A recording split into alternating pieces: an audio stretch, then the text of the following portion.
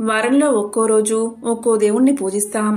మంగళవారము అంటే సంపదలకు అధిదేవత అయిన లక్ష్మీదేవిని పూజిస్తాం. ఈ రోజు లక్ష్మీదేవికి సంబంధించిన ఈ కథలు విన్నా, చదివినా, చెప్పినా, వినిపించినా జన్మల పాపాలు తొలగి కోటి జన్మల పుణ్యం వస్తుంది. సకల శుభాలు కలుగుతాయి. మరి ఆ కథ ఏంటో ఇప్పుడు ఈ వీడియోలో తెలుసుకుందాం. ఒకసారి శౌనకాది మహర్షులు ఇలా పలికారు. ఇతర వృక్షాల కంటే రావి, మర్రి చెట్లు మాత్రమే ఎందుకంత పవిత్ర వృక్షాలుగా పేరు పొందాయి అని అడగగా సూతుడు ఇలా చెప్పసాగాడు. పూర్వం పార్వతీ పరమేశ్వరులు ఏకాంతంగా ఉన్నప్పుడు పని మీద దేవతలు అక్కడికి వెళ్ళగా వారి ఏకాంతానికి భంగం కలుగుతుంది. దీనికి పార్వతీదేవి ఎంతో కోపగించి మా ఏకాంతాన్ని భంగం చేశారు కాబట్టి భూలోకంలో చెట్లుగా పడి ఉండండి అని శపిస్తుంది దేవతలని. పార్వతీదేవి పెట్టిన శాపానికి ఆ పరమేశ్వరుడితో సహా దేవతలందరూ వృక్షాలుగా మారిపోతారు. ఈ విధంగా దేవతలంతా వేరువేరు వృక్షాలుగా మారితే శ్రీ మహావిష్ణువు రావి చెట్టుగాను, మహాశివుడు మర్రి చెట్టుగాను మారిపోయారు.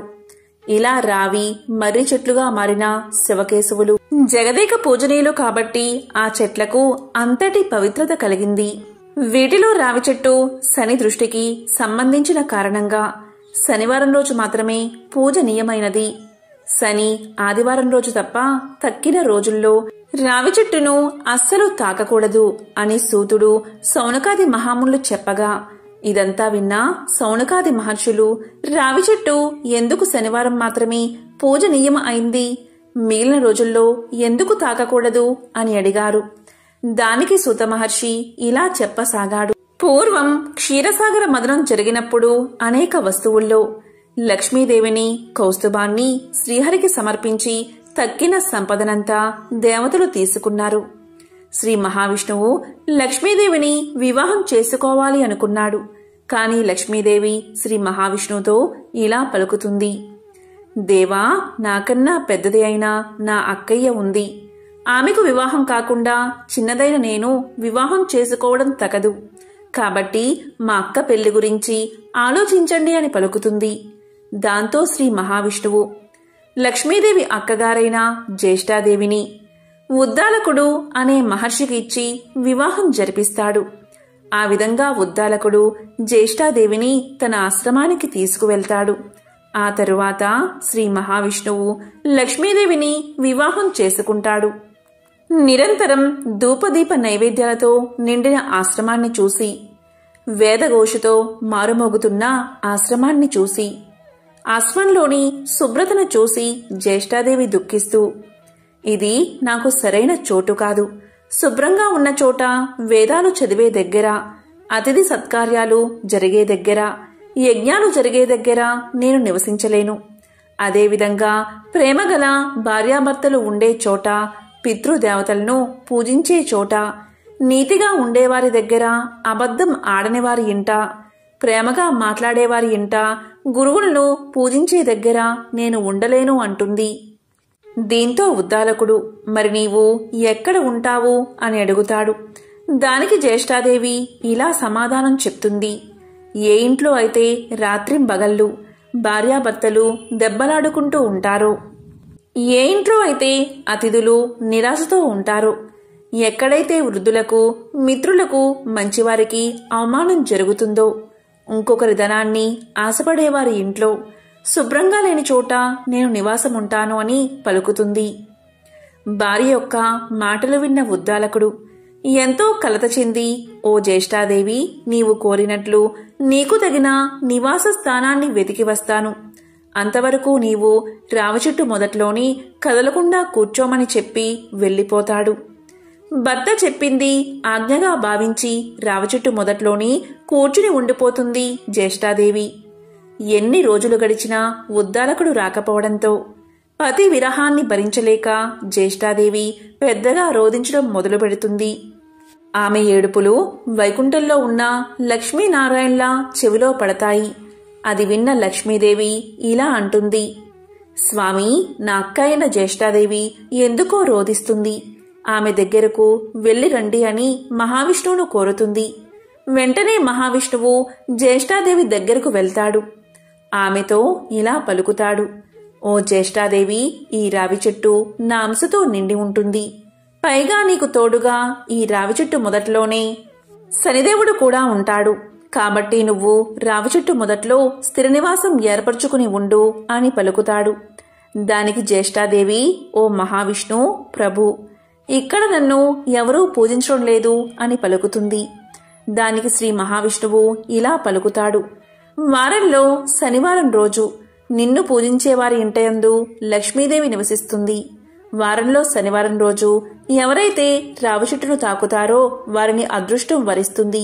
ఈ విధంగా ప్రతి శనివారం రావి చెట్టు పూజనీయంగా మారింది అని సూతుడు సౌనకాది మహామునులకు చెప్తాడు. ఎవరైతే జ్యేష్ఠాదేవిని శనివారం రోజు షోడశోపచారాలతో పూజిస్తారో అలాంటి వారి పట్ల లక్ష్మీదేవి సంతోషించి సకల సంపదలను కురిపిస్తుందని సూతుడు తెలియచేస్తాడు. కాబట్టి వారంలో సోమ, మంగళ, బుధ, గురు, శుక్రవారాల్లో రావి చెట్టును తాకకూడదు. శని, ఆదివారాల్లో తాకవచ్చు. ఎవరైతే ఈ కథను వింటారో లేక చదువుతారో అలాంటి వారి జన్మల పాపాలు తొలగి కోటి జన్మల పుణ్యం వస్తుంది. సకల శుభాలు కలుగుతాయి. ఇలాంటి శక్తివంతమైన రోజు ఎవరైతే ఈ కథను వింటారో వారికి ఉన్న శని బాధలు తొలగిపోతాయి. కష్టాలు, దరిద్రం తొలగి ఐశ్వర్యవంతులు అవుతారు. మరి శనిదేవుడి మహిమను తెలిపే ఆ పవిత్ర కథ ఏంటో ఇప్పుడు తెలుసుకుందాం. పూర్వకాలంలో సుమేధుడు అని బ్రాహ్మణుడు నివసిస్తూ ఉండేవాడు. ఒకరోజు అతనికి ఒక కల వచ్చింది. ఆ కలను భార్యతో ఇలా చెప్పాడు, ఈ మధ్య నాకు కలలో ప్రతిరోజు ఒక నీలిరంగు దుస్తులు వేసుకున్న వ్యక్తి కనిపిస్తున్నాడు. మాటి మాటికి 7 సంవత్సరాలు నిన్ను పట్టుకుంటాను అని అంటున్నాడు అని భార్యకు తెలియజేశాడు. దాంతో భార్య ఇలా పలుకుతుంది, నీలిరంగు బట్టలు అంటే శనిదేవుడు. మీకు శనిదశ ప్రారంభం కాబోతుంది అని అర్థం. ఈసారి శనిదేవుడు కల్లో కనిపిస్తే పట్టుకోమని చెప్పండి. కానీ 2.25 కాలం కంటే ఎక్కువ ఉండడానికి ఒప్పుకోకండి అని భార్య తెలియచేస్తుంది. ఇక తర్వాత రోజు శనిదేవుడు సుమేధుడి కల్లో కనిపిస్తాడు. ఇక సుమేధుడు ఇలా పలుకుతాడు, ఓ శనిదేవా, నన్ను పట్టుకుంటావా అని అడుగుతాడు. దానికి శనిదేవుడు, ఓ బ్రాహ్మణుడా, నేను నీపై పూర్తిగా 7 సంవత్సరాల పాటు ఉంటాను అని పలకగాని దానికి సుమేధుడు, ఓ శనిదేవా, నేను అన్ని రోజులు నిన్ను భరించలేను అంటాడు. దానికి శనిదేవుడు, ఓ సుమేధ, నేను పూర్తిగా 5 సంవత్సరాలు నిన్ను పట్టుకుంటాను అంటాడు. దానికి బ్రాహ్మణుడు, ఓ శనిదేవా, అన్ని రోజులు నేను నిన్ను మొయ్యలేను అంటాడు. దానికి శనిదేవుడు, అయితే సుమేధ, 2.5 సంవత్సరాల కాలం నేను నీతో ఉంటాను అంటాడు. దానికి బ్రాహ్మణుడు, ఓ శనిదేవా, అన్ని రోజులు నేను నీతో ఉండలేను అంటాడు. ఇక శనిదేవుడు చివరగా ఇలా పలుకుతాడు, చూడు సుమేధ, 2.25 సంవత్సరాల కాలం నీవు నన్ను భరించక తప్పదు అంటాడు. దానికి సుమేధుడు సరే అని ఒప్పుకుంటాడు. మరుసటి రోజు ఉదయం నిద్రలేవగాని ఈ విషయాన్ని తన భార్యకు తెలియచేస్తాడు. నాకు 2.25 సంవత్సరాల శనిదశ ప్రారంభమైంది. నాకు నీవు 2 బంగారు కాసులు ఇవ్వు అని అంటాడు. నేను అడవిలోకి వెళ్లి పూజా పునస్కారాలు చేసి వస్తాను. నీవు ఇంట్లోనే ఉండి పిల్లల్ని జాగ్రత్తగా చూసుకో. ఎవరితోనూ పోరు పెట్టుకోకు. అందరితో జాగ్రత్తగా ఉండు. ఇలా చెప్పి బ్రాహ్మణుడు అడవిలోకి వెళ్తాడు. అక్కడ ఒక చెట్టు కింద కూర్చుని పూజ చేసుకుంటూ ఉంటాడు. ఇలా ఒక కాలం గడుస్తుంది. ఇక బ్రాహ్మణుడు ఇలా అనుకుంటాడు, ఒక కాలం అయిపోయింది కదా, ఇంకా కొంచెం సమయం మాత్రమే మిగిలి ఉంది కదా, ఇది దారిలోనే అయిపోతుంది అనుకుంటూ ఇంటికి బయలుదేరతాడు. కాని శనిదేవుడి ప్రభావం నుంచి ఎవరూ తప్పించుకోలేరని అతనికి తెలియదు. అతనికి దారిలో కొన్ని పుచ్చకాయలు కనిపిస్తాయి. వాటిని ఇంటికి తీసుకువెళ్తాను అనుకుని అక్కడ ఎవరైనా ఉన్నారేమో అని గట్టిగా పిలుస్తాడు. కాని అక్కడ ఎవరూ ఉండరు, ఎవరూ పలకరు. ఇక తన దగ్గర ఉన్న ఒక బంగారు నాణాన్ని అక్కడ పెట్టి 2 పుచ్చకాయలు కోసుకుని సంచిలో వేసుకుంటాడు. ఇక తిరిగి ఇంటికి ప్రయాణం సాగిస్తాడు. ఇంతలో 2 సిపాయిలు అటుగా వస్తారు. వారు బ్రాహ్మణుణ్ణి ఆపి, నీ సంచిలో ఏముందో చూపించు అంటారు. దానికి సుమేధుడు, నా సంచిలో 2 పుచ్చకాయలు ఉన్నాయి అంటాడు. దానికి సిపాయిలు సంచి తెరిచి చూపించమని అడగగా, సుమేధుడు సంచి తెరచి చూడగానే దాంట్లో రాజుగారి 2 కొడుకుల తలలు ఉంటాయి. దీంతో సిపాయిలు అతన్ని పట్టుకుని రాజుగారి దగ్గరకు తీసుకువెళ్తారు.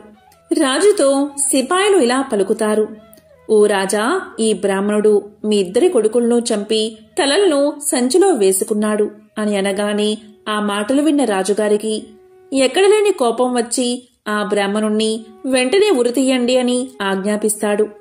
సిపాయిలు సుమేధుణ్ణి తీసుకుని వెళ్లి ఉరి తీయబోగా సుమేధుడు ఇలా పలుకుతాడు, మహారాజా, దయ చూపించండి, కొంచెంసేపు ఆగండి, నన్ను పూజ చేసుకోనివ్వండి అని పలకగానే రాజు ఒప్పుకుంటాడు. ఇక సుమేధుడు పూజ చేసుకుంటూ ఉండగా శనిదశ పూర్తవుతుంది. ఇంతలో అక్కడకు రాజుగారి 2 కొడుకులు తిరిగి వస్తారు. వారిని చూసి రాజు ఎంతో ఆశ్చర్యపోతాడు. అప్పుడు రాజు బ్రాహ్మణుడితో ఇలా పలుకుతాడు, ఓ బ్రాహ్మణుడా, నీవు ఏమాయ చేశావు అని అనగానే సుమేధుడు ఇలా అంటాడు, మహారాజా, నేను ఏమాయా చేయలేదు, నాకేమీ తెలియదు, నాపై శని ప్రభావం ఉంది, అందుకే ఇదంతా జరిగింది అని సమాధానం చెప్తాడు. దానికి రాజు ఇలా అడుగుతాడు, ఓ బ్రాహ్మణుడా, శనిదశ పట్టుకుంటే నివారణ ఉపాయమేమిటి అని అడగగానే సుమేధుడు ఇలా చెప్తాడు, రాజుకు శనిదశ పట్టుకుంటే నల్లటి ఏనుగును దానంగా ఇవ్వాలి, షావుకారికి శనిదశ పట్టుకుంటే ఒక నల్లటి గుర్రాన్ని దానంగా ఇవ్వాలి, ఒక గృహస్థుడికి శనిదశ పట్టుకుంటే నూనెలో ముంచిన రొట్టెను నల్లని కుక్కకు తినిపించాలి, అదేవిధంగా రావి చెట్టును పూజించాలి, శనిదేవుణ్ణి కూడా పూజించాలి అని సమాధానం చెప్తాడు. దాంతో రాజు బ్రాహ్మణుడికి కొంచెం నగదు ఆభరణాలు ఇచ్చి వదిలేస్తాడు. అప్పుడు బ్రాహ్మణుడు ఇంటికి చేరుకుంటాడు. ఇంటికి వెళ్లిన తర్వాత భార్యతో ఇలా అంటాడు, జరిగిన విషయమంతా చెప్తాడు. అప్పుడు ఆమె సంచిలో ఏం తీసుకువచ్చారు అని అడగగానే బ్రాహ్మణుడు 2 పుచ్చకాయలు తీసుకువచ్చాను అంటాడు. తీరా సంచి తెరిచి చూడగానే పుచ్చకాయకు బదులు బంగారపు కాసులు ఉంటాయి. దానికి భార్య, ఇంత బంగారం ఎక్కడిది, మీకు శని పట్టుకుంది కదా అని అనగానే దానికి సుమేధుడు ఇలా చెప్తాడు, శని పట్టినప్పుడు పుచ్చకాయలు తలకాయలుగా మారాయి, వదిలిపోగానే పుచ్చకాయ స్థానంలో బంగారం వచ్చింది అని సమాధానం చెప్తాడు. పూర్వం ఒక బ్రాహ్మణుడు ఉండేవాడు. వేలగాని వేళ తన ఇంటికి ఎవరు వచ్చినా వాళ్లను తను ఎరగకపోయినా సరే ఆదరించి భోజనం పెట్టేవాడు. ఒకవేళ ఇంటికి ఎవరూ రాకపోతే వీధి వెంట పోయి వాళ్ళని పిలిచి అన్నం పెట్టేవాడు. ఇలా చాలా కాలం జరిగాక ఒకనాడు ఆయనకు అన్నదానం వల్ల వచ్చే పుణ్యం ఎలాంటిదో తెలుసుకోవాలనే బుద్ధి పుట్టింది. ఎవరిని అడిగినా చెప్పలేకపోయారు. ఒక ఆయన ఇలా అన్నాడు, అన్నదాన మహిమ చాలా గొప్పది, దాన్ని వర్ణించాలి అంటే కాశీ అన్నపూర్ణకు తప్ప ఇతరులకు సాధ్యం కాదు. మీకు తెలుసుకోవాలని ఉంటే స్వయంగా ఆ అన్నపూర్ణాదేవినే అడిగి తెలుసుకోండి అని సలహా ఇచ్చాడు. అన్నపూర్ణ అంటే కాశీ విశ్వేశ్వరుని భార్య అయిన పార్వతీదేవి అన్నమాట. ఆవిడకు కూడా అన్నదానం అంటే ఎంతో ఆసక్తి. అందుకనే కాశీలో ఎవరికీ అన్నం లేకుండా పోదు. మన బ్రాహ్మణుడు కాశీ వెళ్లి గంగా ఒడ్డున కూర్చుని పార్వతీదేవి గురించి గాఢంగా తపస్సు చేశాడు. దేవి అతని తపస్సుకు మెచ్చుకుని ప్రత్యక్షమై ఇలా పలికింది, నీకేం కావాలి బ్రాహ్మణుడా అని అడిగింది.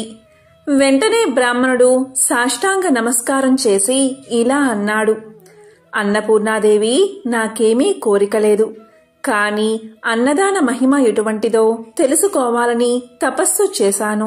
ఈ సంగతి మీరే చెప్పాలి కాని ఇతరుల వల్ల కాదు అని తన మనస్సులోని ఉద్దేశం వెల్లడించాడు.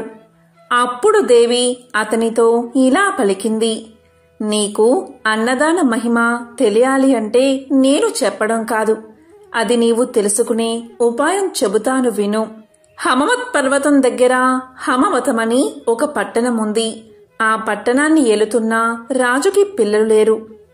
నువ్వాయన దగ్గరకు వెళ్ళి ఆయనకి కొడుకు పుట్టాలని దీవించు.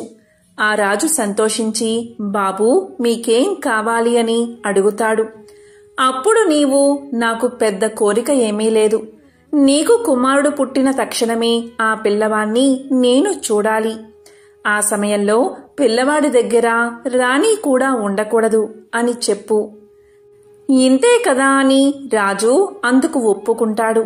ఆ పిల్లవాడు పుట్టడంతోనే ఏకాంతంగా వాణ్ణి, అన్నదానం వల్ల కలిగే పుణ్యమేమిటిరా అబ్బాయి అని అడిగి తెలుసుకో అని చెప్పింది అమ్మవారు. బ్రాహ్మణుడు సరే అని చెప్పి హమవతానికి బయలుదేరి వెళ్లాడు. దారిలో ఒక అడవి అడ్డమైంది. అందులో ప్రవేశించి వెళ్తూ అతడు దారి తప్పిపోయాడు. దారి తెలియక తచ్చాడుతూ ఉంటే ఆ అడవిలో ఉండే బోయవాడు ఒకడు ఆయన అవస్థ కనిపెట్టి, ఏం బాబూ దారి తప్పిపోయినట్లున్నారు, ఏ ఊరు వెళ్ళాలి అని అడిగాడు. హమవత పర్వతం దగ్గరికి పోవాలి అన్నాడు బ్రాహ్మణుడు. బాబూ దారి తప్పి ఆమడ దూరం వచ్చేశారు. సాయంత్రం అయిపోయింది. పులులు సింహాలు ఉన్న అడవి ఇది. రాత్రి ప్రయాణం చెయ్యకూడదు. పొద్దున్నే దారి చూపిస్తాను, ఈ రాత్రి ఆగిపోండి అన్నాడు బోయవాడు. బ్రాహ్మణుడు రాత్రికి అక్కడే ఉండిపోయాడు. బోయవాడు ఆయనను తన చేను వద్దకు తీసుకెళ్లాడు. చేను దగ్గరకు వెళ్లడంతోనే బోయవాడు ఇంటికి అతిథిగా వచ్చిన ఆ బ్రాహ్మణుడికి భోజనం ఏం పెడితే బాగుంటుంది అని ఆలోచించాడు. ఆనపకాయలు, కందికాయలు, పెసరకాయలు కావలసినన్ని ఉన్నాయి, కాని వాటిని ఉడకేసుకోమని ఇవ్వడానికి వాడి వద్ద కొత్త కుండ లేకపోయింది. తమ కుండల్లో ఉడకేసి పెడితే ఆయన తినడు, ఎలా మరి అని ఆలోచించాడు ఆ బోయవాడు. బ్రాహ్మణుడు అప్పుడు ఇలా పలికాడు, నాయనా నాకేమీ వద్దు, నువ్వు చేసిన ఆదరణ వల్ల నా శ్రమ ఆకలి తీరిపోయాయి, ఆలోచించక పడుకో అన్నాడు. కాని బోయవాడికి ఆ బ్రాహ్మణుణ్ణి పస్తు పెట్టడమంటే మనస్సు ఒప్పింది కాదు. అందుచేత ఇంత చారపప్పు, పుట్టతేనే తెచ్చి ఇచ్చి వాటితో ఆకలి తీర్చుకోమన్నాడు. బ్రాహ్మణుడు అవి తీసుకుని అంగస్త్రం పరుచుకుని కింద పడుకోబోతుంటే బోయవాడు ఇలా పలికాడు, అయ్యా కింద పడుకోబోకండి, పులులు వస్తాయి అని చెప్పి ఆయన్ని చేలో ఎత్తుగా ఉన్న మంచం మీద పడుకోబెట్టి తాను కింద ఉండి విల్లు అమ్ములో పుచ్చుకుని మృగాలేవీ రాకుండా రాత్రంతా బ్రాహ్మణుడికి కాపలా కాశాడు. తెల్లవారుజామున నిద్ర ఆగక ఒక్క కునుకు తీశాడు. అంతలో ఎక్కడనుంచో ఒక పులి వచ్చి పాపం ఆ బోయవాడి మీద పడి చంపేసింది. బ్రాహ్మణుడు నిద్రలేచి జరిగిందంతా తెలుసుకుని తన మూలాన ఆ బోయవాడు పులివాత పడ్డాడని ఎంతో విచారించాడు. ఆ బోయవాని భార్య బ్రాహ్మణుడితో ఇలా పలికింది, స్వామి నా రాత ఇలా ఉండగా ఎవరు తప్పించగారు, మీరు బాధపడకండి, మీకు హమవతానికి దారి చూపిస్తాను నడవండి అని ఆయన్ని తీసుకెళ్లి దారి చూపెట్టి వెనక్కి తిరిగి వచ్చి భర్తతో పాటు సహగమనం చేసింది. ఆ బ్రాహ్మణుడు బోయ దంపతుల మంచితనాన్ని తలుచుకుంటూ హమవతాన్ని చేరుకున్నాడు. అక్కడ రాజును చూసి పార్వతీదేవి చెప్పినట్లుగా దీవించాడు. పుట్టినప్పుడు మీ పిల్లవాణ్ణి ఏకాంతంగా చూడడానికి అనుమతి ఇవ్వాలి అని కోరగా రాజు ఒప్పుకున్నాడు.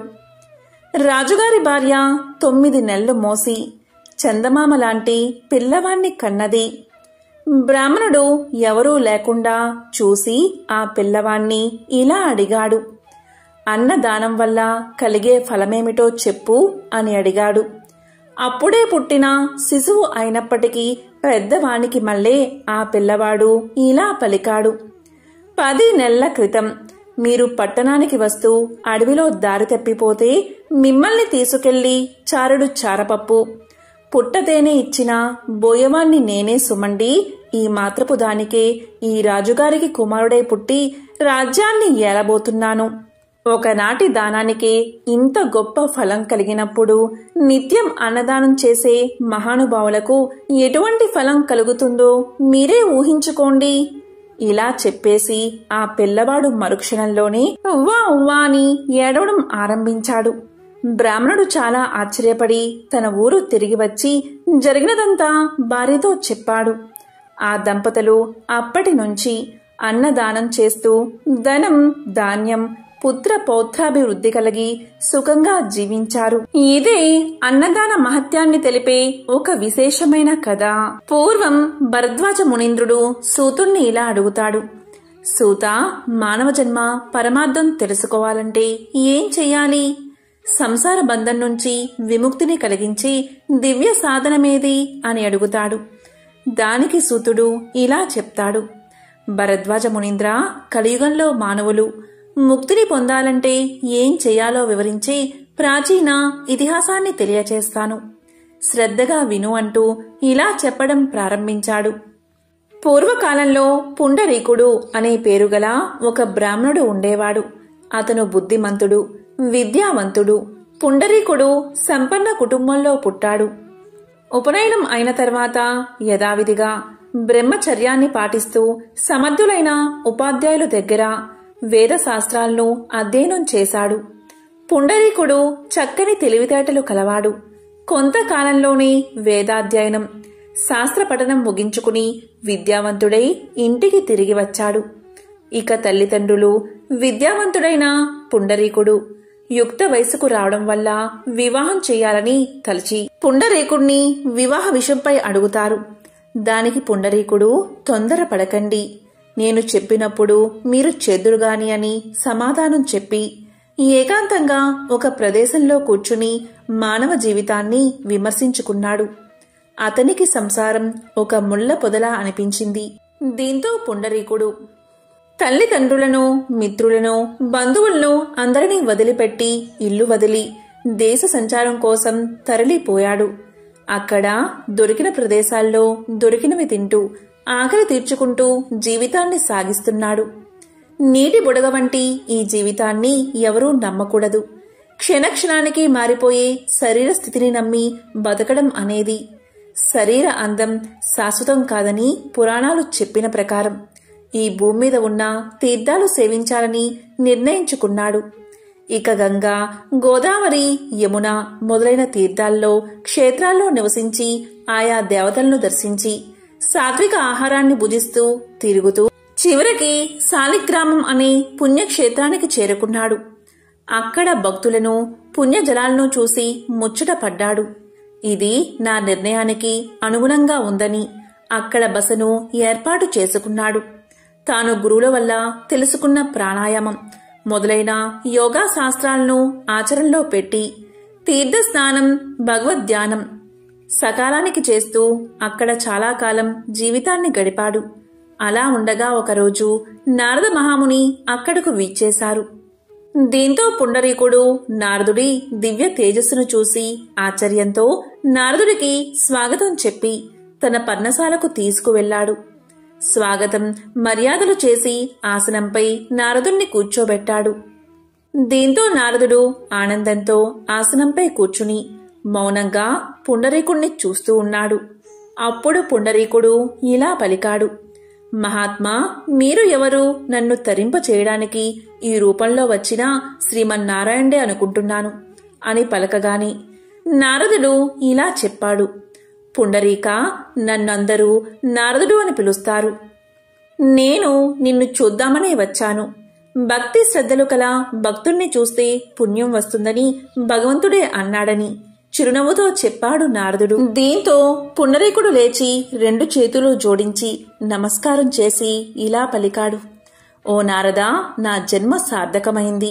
మీ దర్శనం దైవ దర్శనమే. నాకు ఉన్న సందేహాలు తీర్చండి ప్రభు అని వేడుకున్నాడు.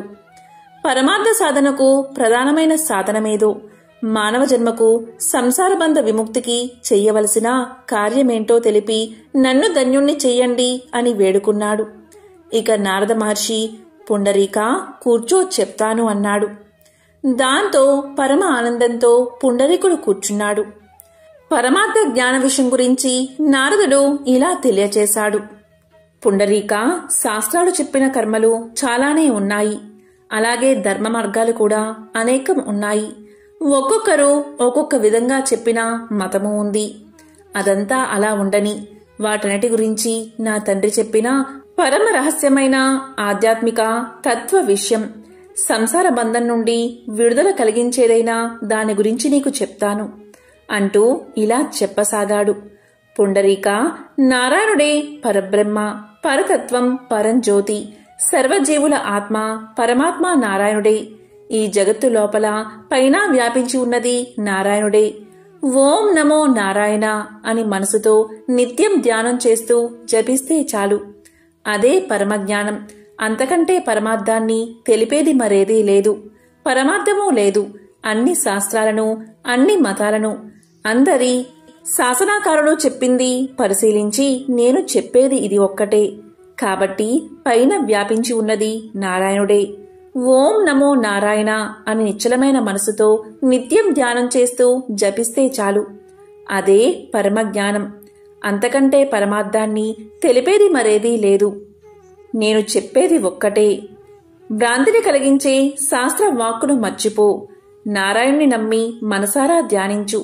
అలా చేస్తే విష్ణు సాన్నిధ్యాన్ని పొందగలవు. ఓం నమో నారాయణాయ అనే మంత్రాన్ని పఠిస్తూ ఉండు అని చెప్పి నారదుడు వెళ్లిపోయాడు. ఇక పుండరీకుడు నారాయణ మంత్ర జపంతో, నారాయణ నామస్మరణతో ఎంతో భక్తితో ధ్యానించసాగాడు. ఈ విధంగా శాలిగ్రామ క్షేత్రంలో చిరకాలం తపస్సు చేశాడు. అతని భక్తికి మెచ్చిన శ్రీమన్నారాయణుడు వెంటనే ప్రత్యక్షమయ్యాడు. ఇక శ్రీమన్నారాయణుణ్ణి చూసి ఎంతో సంతోషంతో సాష్టాంగ నమస్కారం చేసి లేచి చేతులు జోడించి ప్రార్థించాడు పుండరీకుడు. అప్పుడు శ్రీహరి, పుండరీక, నీకేం కావాలో కోరుకో అన్నాడు. దానికి పుండరీకుడు, ప్రభు, నాకే కోరిక లేదు. మీరేమిచ్చినా నాకు సంతోషమే అన్నాడు. దానికి శ్రీహరి చిరునవ్వు నవ్వి, సరే ఇటురా, ఈ గరుడ వాహనంపై నా వెనుక కూర్చో, నాతో వైకుంఠానికి రా, నా రూపాన్ని ధరించి నిత్యము నా వెనకాలే ఉండు అని చెయ్యి పట్టుకుని వాహనం మీదకు తీసుకున్నాడు. ఆ సమయంలో దేవదుందుబులు మోగాయి. దేవతలు జయ జయ శబ్దాలతో పుష్పవర్షం కురిపించారు. ఆ విధంగా పుండరీకుడు శ్రీహరితో కలిసి వైకుంఠానికి చేరుకున్నాడని సూతుడు భరద్వాజ మునికి తెలియచేశాడు. కాబట్టి భరద్వాజ శ్రీ మహావిష్ణువును కీర్తించడం వల్ల కలియుగంలో మానవులకు ముక్తి లభిస్తుంది. ఇదే మోక్షప్రదం, బ్రతికి ఉన్నంతకాలం సుఖాన్ని కలిగిస్తుంది అని సూతులవారు చెప్పగా అది విన్న భరద్వాజ మహాముని సంతోషంతో, సూత, పరమ అర్థాన్ని వివరించావు, నేను ధన్యుణ్ణి అయ్యాను అని సమాధానం చెప్పాడు. పూర్వకాలంలో సౌరాష్ట్ర దేశంలో నందుడు అనే బ్రాహ్మణుడు ఉండేవాడు. అతని భార్య సుశీల, భర్తకు తగిన ఇల్లాలు. ఆ దంపతులిద్దరూ ఎంతో భక్తి శ్రద్ధలతో లక్ష్మీదేవిని పూజిస్తూ ఉండేవారు. ఇంటిని ఎప్పుడూ శుచిగా శుభ్రంగా ఉంచుకునేవారు. ఎప్పుడూ కూడా ఇంటిని ఆవు పేడతో అలికి ముగ్గులు వేసి అలాగే నిత్యము కూడా దీపారాధన చేస్తూ ఉండేది సుశీల. ఆ దంపతులకు 2 కొడుకులు. ఇద్దరికి పెళ్లిళ్లై పౌరోహిత్య వృత్తిని చేపట్టారు. ఇది ఇలా ఉండగా ఒక శుక్రవారం రోజు సుశీల ఎప్పటి మాదిరిగానే ఇల్లు అలికి శుభ్రం చేసి ఇంట్లో పూజా గదిలో లక్ష్మీదేవి పటం ముందు ఆవు నెయ్యితో దీపాన్ని వెలిగించి నైవేద్యం పెట్టి అమ్మవారిని అర్చిస్తూ ఉంది. ఇంతలో ఎక్కడ్నుంచో ఒక బిచ్చగాడు వచ్చి, అమ్మా, ఆకలిగా ఉంది, అన్నం పెట్టండి అని అరుస్తూ ఉన్నాడు. దానికి సుశీల చిరాకుపడి, అన్నం లేదు, ఏమీ లేదు, ఇక్కడ్నుంచి వెళ్లిపో అని ఇంట్లోంచే గట్టిగా అరిచింది. ఆ బిచ్చగాడు నిరాశతో ఆ ఇల్లు వదిలి వెళ్లాడు. సుశీల చేసిన పనికి లక్ష్మీదేవికి ఎంతగానో కోపం వచ్చింది. దాంతో లక్ష్మీదేవి బ్రాహ్మణ దంపతులు చూస్తూ ఉండగాని ఇంటి నుంచి బయటకు వెళ్లిపోబోతూ ఉంది. వెంటనే నందుడు లక్ష్మీదేవిని ఆపి, అమ్మా, జరిగిన తప్పుకు మన్నించు, ఎప్పుడూ కూడా ఇలాంటి తప్పులు జరగనివ్వను అన్నాడు. కాని లక్ష్మీదేవి కోపాన్ని తగ్గించుకోక, నేనిప్పుడు మీ ఇంటి నుండి వెళ్లిపోతున్నాను, ఇక మీదట మీ ఇంటికి దరిద్ర దేవత రాబోతుంది అని చెప్పింది బ్రాహ్మణ దంపతులకు. దాంతో నందుడు తప్పును క్షమించమని లక్ష్మీదేవి కాళ్ళా వేళ్లాపడి బ్రతిమాలాడాడు.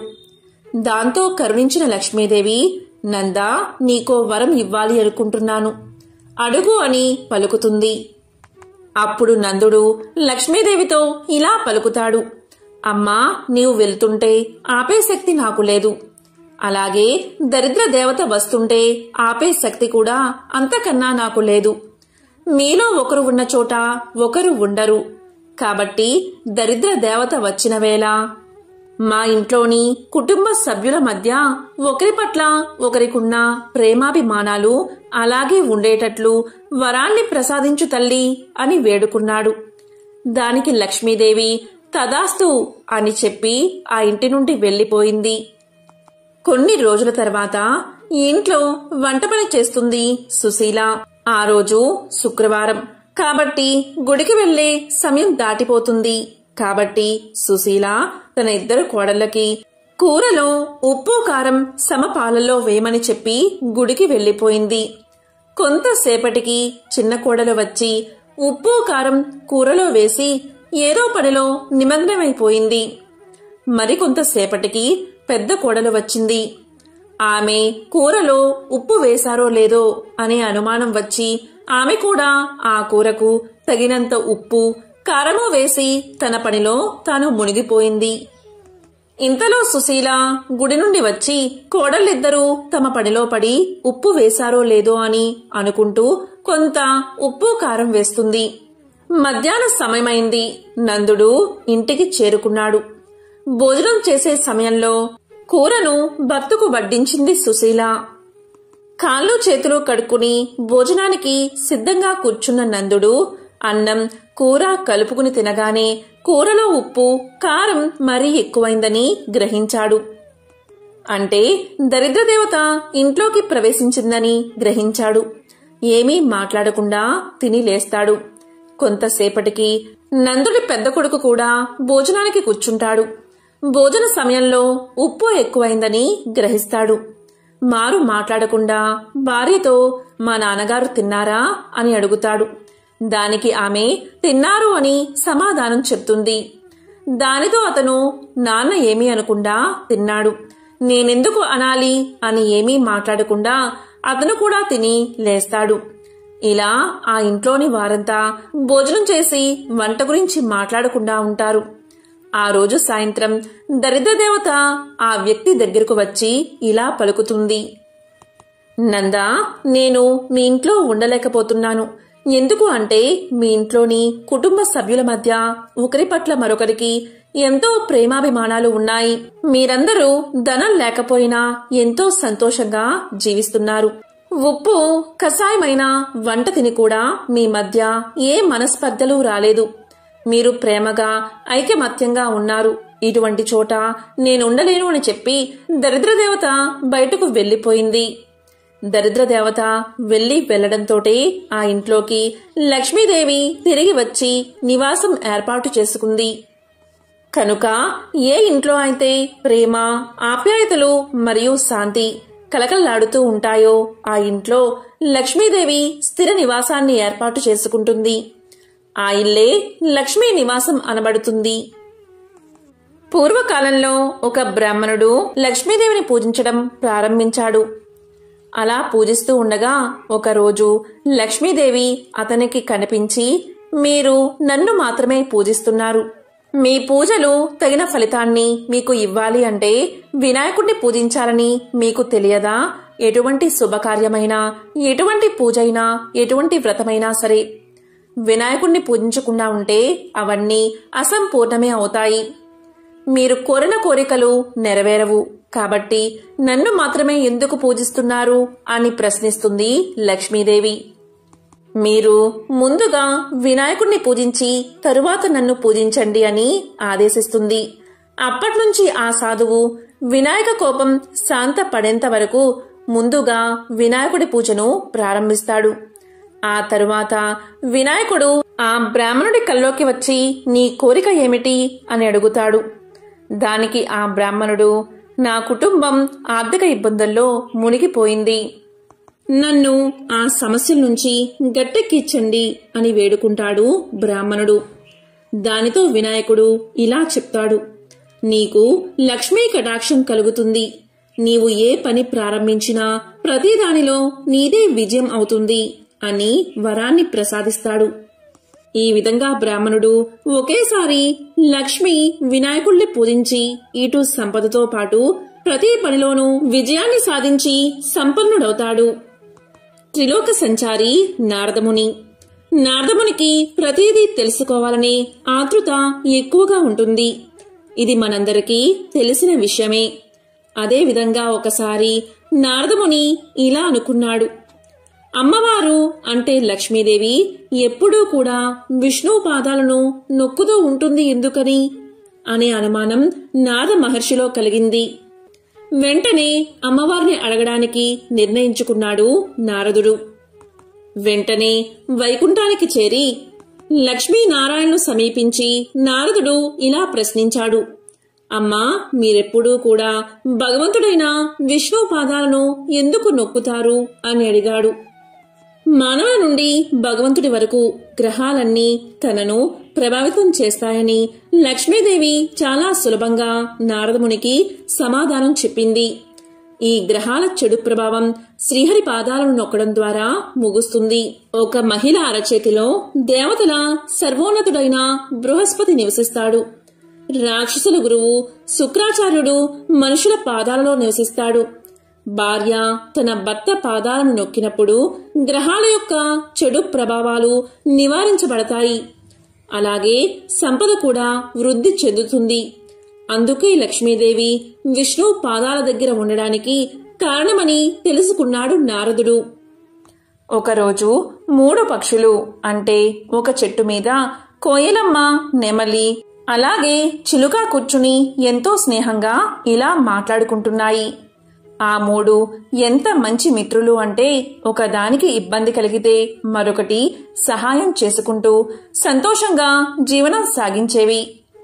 ఎందుకో తెలియదు, ఒకరోజు రామచిలుక ఇలా పలికింది, నీ అంత నల్లగా ఎవరూ ఉండరు. నేను చూడు ఎంత అందంగా ఉన్నానో, అందుకే జనం నన్ను చూసి మురిసిపోతూ ఉంటారు. కొందరైతే నేనెక్కడికైనా పారిపోతాను, ఎగిరిపోతాను అని నన్ను పంజరంలో పెట్టి ముద్దు ముద్దుగా పళ్ళు, కాయలు తినిపిస్తూ ఉంటారు అని పలికింది రామచిలుక. ఈ మాటకు కోయిల ఎంతో చిన్నబుచ్చుకుంది. అప్పుడు కోయిల మాటలు విన్న నెమలి ఇలా పలికింది, నువ్వు ఎంతో గొప్ప అని విర్రవీగుతున్నావు. నా ముందు నీ రూపం దిగదుడిపే. నేను పురివిప్పి నాట్యం చేశాను అంటే అంతా కూడా రెప్ప వాల్చకుండా నన్నే చూస్తూ ఉంటారు. నా అందం ముందు నువ్వెంత అని పలికింది నెమలి. దానికి ఏం జవాబు చెప్పాలో తెలియక రామచిలుక నిస్సహాయంగా అటూ ఇటూ చూసింది. అప్పుడు కోకిల ఇలా పలికింది, ఓ రామచిలుక, నీ సంగతి ఏమో నాకు తెలియదు కాని నా మధురమైన గొంతు వినడానికి అందరూ ఎంతో ఇష్టపడతారు. నా కమ్మని పాట కోసం ఎదురు చూస్తూ ఉంటారు అని తన గురించి తానే గొప్ప చెప్పుకుంది. ఈ విధంగా ఆ 3 పక్షులు కూడా అంటే ఆ 3 స్నేహితులు కూడా నేను గొప్ప అంటే కాదు, నేనే గొప్ప అని వాదనకు దిగాయి. అప్పుడే ఒక మహర్షి అటుగా రావడం గమనించిన రామచిలుక ఇలా పలికింది, స్నేహితులారా, ఇలా మనలో మనమే గొడవ పడ్డం ఎందుకు? ఆ స్వామీజీని అడిగితే అతనే సరైన సమాధానం చెప్తాడు కదా అని పలకగానే ఆ 3 నిర్ణయించుకుని స్వామీజీ దగ్గరకు వెళ్ళాయి. ముందు చిలుక స్వామీజీతో ఇలా పలికింది, స్వామి, మాలో గొప్ప అందంగా ఎవరు ఉన్నారో మీరే చెప్పండి అని. దానికి స్వామీజీ చిరునవ్వు నవ్వుతూ, సరే చెప్తాను, వినండి. కోయిలమ్మ పైకి నల్లగా కనిపించినా ఎంతో మధురంగా పాడుతుంది. ఆ పాటలకు ప్రకృతి అంతా పులకరించిపోతుంది. నువ్వు ఎన్ని జన్మలెత్తినా తనతో కూత పెట్టలేవు. ఇక నెమలి పురివిప్పి నాట్యం చేసింది అంటే చూడడానికి 2 కళ్ళు సరిపోవు. ఇక నీ రూపం అంటే చిలుక రూపం ఎంతో అందంగా ఉంటుంది. అలా అని అదేదో గొప్పదని భావించకండి. దేని ప్రత్యేకత దానిదే. ఈ విషయంలో ఎవరూ కూడా పోట్లాడుకోవాల్సిన అవసరం లేదు. మనలో అహంకారం పెరిగిపోకుండా ఉండడానికి భగవంతుడు ఏదో ఒక లోపం పెడుతూ ఉంటాడు. కాబట్టి అందరిపై సమదృష్టిని పెంచుకుని ఐకమత్యంగా ఉండేందుకు ప్రయత్నం చెయ్యండి అంటూ హితబోధ చేశాడు స్వామీజీ. ఆ స్వామీజీ హితబోధతో ఆ మూడిటికి కనువిప్పి కలిగింది. అంతే, అప్పట్నుంచి మరింత కలిసికట్టుగా ఉండి చాలా స్నేహంగా మెలగసాగాయి. లక్ష్మీదేవి ధనానికి అధిష్టాన దేవత. ఆమె అలుగుతే ఏం జరుగుతుందో వేరే చెప్పాలా? ఆమె చంచలమైనదని, ఒకచోట నిలవదని అందరూ అంగీకరించిన విషయమే. కొంతమంది ధన ప్రాప్తి కలిగాక దానిని అనేక రకాలుగా దుర్వినియోగం చేస్తూ ఉంటారు. అలాంటప్పుడు లక్ష్మీదేవిని ఇంట్లో నిలుపుకోవడం ఎలా? ఎందుకు లక్ష్మీదేవి అలుగుతుంది? అలా అలగకుండా ఏదైనా ఉపాయాలు ఉన్నాయా అనే ప్రశ్నకు సమాధానం తెలుసుకుందాం. మంగళవారం నాడు అప్పు తీసుకోకూడదు. అలా చేస్తే లక్ష్మి అలగడమే కాక అప్పును ఆ స్థాయి రూపంలోనే నిలిపివేస్తుంది. బుధవారం నాడు అప్పు ఇవ్వకూడదు. అలా మాటిమాటికి చేస్తే లక్ష్మి అలగడమే కాక ఆ ఇంటి నుండి వెళ్లిపోతుంది. తామర పువ్వులు, బిల్వపత్రాలను నలపకూడదు. అలా చేస్తే లక్ష్మీదేవి అలుగుతుంది. ఈశాన్య కోణంలో వంట ఇంటిని కాని శౌచాలయాన్ని కాని కట్టకూడదు. అలా చేస్తే లక్ష్మీదేవి అలుగుతుంది. పూజా గృహంలో ఎంగిలి, అశోచము ఉంచకూడదు. అలా చేస్తే కూడా అమ్మవారు అలుగుతుంది. నగ్నంగా స్నానం చేయకూడదు. సరస్సులలో, నదులలో మలమూత్ర విసర్జన చేయకూడదు. ఒక పాదాన్ని మరొక పాదంతో రుద్ది కడగకూడదు. అలా చేస్తే కూడా అమ్మవారు వెళ్లిపోతుంది. అతిథికి మర్యాద లోపం చేయకూడదు. పశు పక్షుల గ్రాసాన్ని కాజేయకూడదు. గోవుని అనావశ్యకంగా కొట్టకూడదు. అలా చేస్తే లక్ష్మీదేవి అలుగుతుంది. సంధ్యా సమయంలో ఇల్లు, వ్యాపార స్థలం ఊడ్చే పని చేపట్టకూడదు. ఉదయం, సాయం సంధ్యల్లో కనీసం అగరబత్తి ధూపంతో అయినా దేవతారాధన చేయకుండా ఉంచకూడదు. తులసి చెట్టుని అనాదరం చేయకూడదు. అలా చేస్తే లక్ష్మీదేవి అలుగుతుంది. సూర్యోదయం తర్వాత కూడా అనవసరంగా పడుకోకూడదు. సోమరితనాన్ని అలవర్చుకోకూడదు. ఏ ఇంట్లో అయితే గృహం కలకల్లాడుతూ ఉంటుందో, మహిళలు, వృద్ధులు ఆదరణ పొందుతూ ఉంటారో ఆ ఇంట్లో లక్ష్మీదేవి నివాసం ఏర్పరచుకుని ఉంటుంది. వ్యసనానికి బానిస కాకూడదు. అలా చేస్తే కూడా లక్ష్మీదేవి అలుగుతుంది. లక్ష్మీ మంత్రాలు చాలానే ఉన్నాయి. కానీ అత్యంత శక్తివంతమైన లక్ష్మీ మంత్రాల గురించి ఇప్పుడు తెలుసుకుందాం. అదృష్టం, సంపద, శ్రేయస్సు కలగాలంటే ఈ మంత్రాలను తప్పనిసరిగా పఠించాలి. మొదటిది శ్రీం. ఇది లక్ష్మీ బీజమంత్రం. లక్ష్మీ అమ్మవారిని ప్రసన్నం చేసుకునే ముఖ్య మంత్రం ఇదే. శ్రీం అనే మంత్రాన్ని 108 సార్లు పఠిస్తే చాలు. ఆర్థిక లాభం కలుగుతుంది. రెండవది ఓం హ్రీం శ్రీం లక్ష్మీభ్యో నమః. ఇది కూడా అమ్మవారి బీజమంత్రమే. దీన్ని పఠించడం వల్ల ఇంట్లో చికాకులు తొలగి సిరి సంపదలు కలుగుతాయి. మూడవది లక్ష్మీ గాయత్రి మంత్రం. ఓం శ్రీ మహాలక్ష్మై చ విద్మహే విష్ణు పత్నే చ ధీమహి తన్నో లక్ష్మీ ప్రచోదయాత్. ఓం శ్రీ మహాలక్ష్మై చ విద్మహే విష్ణు పత్నే చ ధీమహి తన్నో లక్ష్మీ ప్రచోదయాత్. ఈ మంత్రాన్ని జపించడం వల్ల మేధస్సు, సంపద, అదృష్టం కలుగుతాయి. శ్రీ అయిన తల్లి మరియు మహావిష్ణువు భార్య అయిన ఓ లక్ష్మీదేవి, నీకు నమస్కారం చేస్తున్నాం.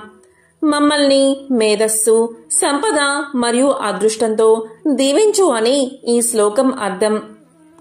ఓం సర్వబాధా వినుర్ముక్తో ధనధాన్య సుతాన్విత మనుష్యో మత్ ప్రసాదేన భవిష్యతి నా సంశయావోం. ఓ మహాలక్ష్మి, చెడునంతా అంతం చేసి మమ్మల్ని కాంతివంతమైన సుఖ సంతోషాలతో కూడిన భవిష్యత్తులోకి నడిపించు అని ఈ శ్లోకం అర్థం. ఎంతో పవిత్రమైన, విశేషమైన ఈ కథలను ఈ రోజు విని ఈ మంత్రాలను పఠిస్తే చాలు. ఆ లక్ష్మీదేవి యొక్క అనుగ్రహం తప్పకుండా మీకు కలుగుతుంది. ఓం శ్రీ మహాలక్ష్మియే నమః.